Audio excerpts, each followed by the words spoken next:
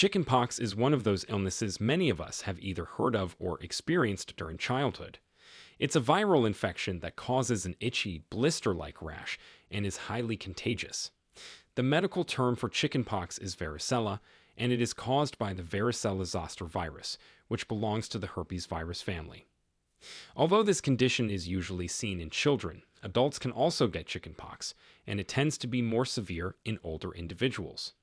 The varicella-zoster virus is incredibly efficient at spreading from person to person.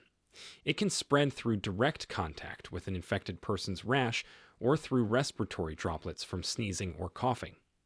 It's estimated that about 90% of non-immune individuals who come into contact with an infected person will catch the virus. A person with chickenpox is contagious from about 2 days before the rash appears until all the blisters have crusted over. Chickenpox is a common illness, particularly in areas where vaccinations aren't widespread.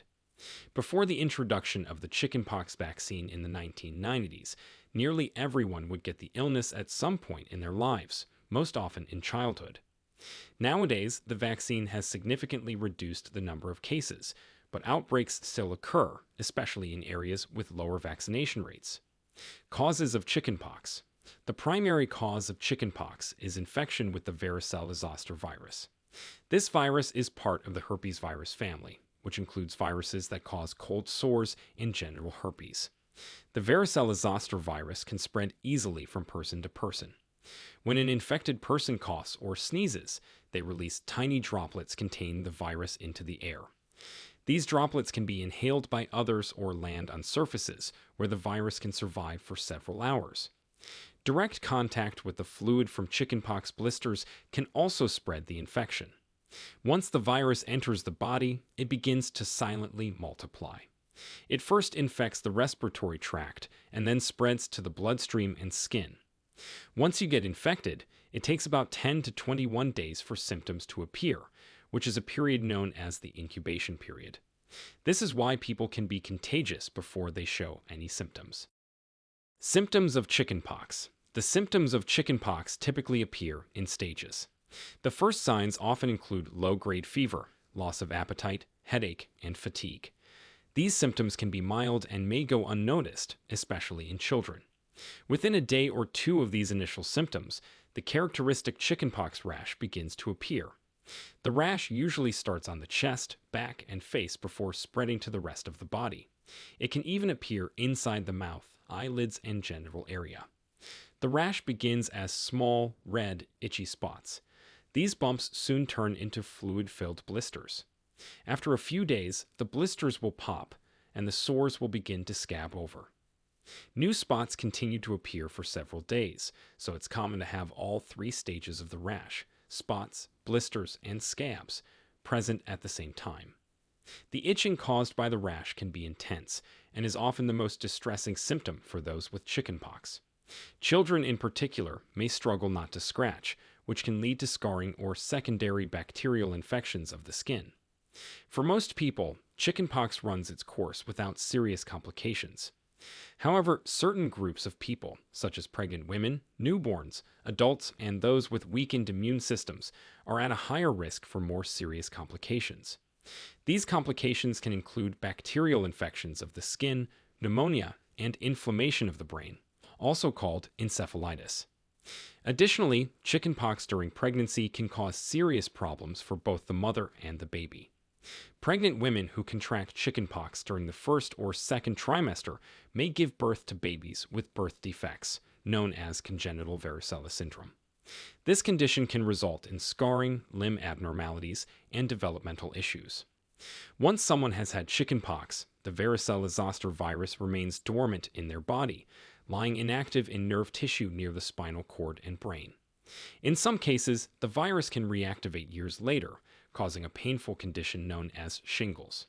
Shingles typically affects older adults or people with weakened immune systems and causes a painful rash that can last for weeks.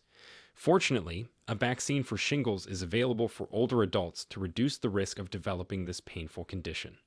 Before we continue, if you have been finding the video helpful so far, hit the like button and don't forget to subscribe and hit the bell icon so you don't miss more videos like this. Diagnosis of chickenpox. The diagnosis of chickenpox is usually made based on the appearance of the rash. Doctors can easily recognize the characteristic itchy, blister-like rash and its progression. In most cases, no further testing is necessary. However, in more complicated or severe cases, or if the diagnosis is unclear, a doctor may order laboratory tests. These can include testing a sample from the blisters or blood tests to detect antibodies to the varicella-zoster virus. This is especially important for people with weakened immune systems or pregnant women, where quick and accurate diagnosis is critical. Treatment of chickenpox. Treatment for chickenpox typically focuses on managing symptoms and preventing complications, as there is no specific cure for the virus itself. For most people, the illness is mild and clears up on its own within a week or two. Over-the-counter medications, like acetaminophen, can help reduce fever and discomfort.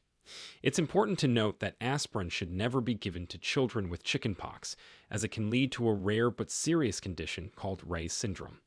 One of the biggest challenges with chickenpox is managing the intense itching caused by the rash. The itching can be uncomfortable and lead to scratching, which increases the risk of bacterial infections in the skin. To help soothe the itching, cool baths with baking soda, colloidal oatmeal, or applying calamine lotion can be helpful. Keeping fingernails short can also help prevent damage to the skin from scratching. For individuals at higher risk of complications, such as adults, pregnant women, or those with weakened immune systems, antiviral medications like acyclovir may be prescribed. These medications work by reducing the severity and duration of the illness. However, they are most effective when started within 24 hours of the rash appearing.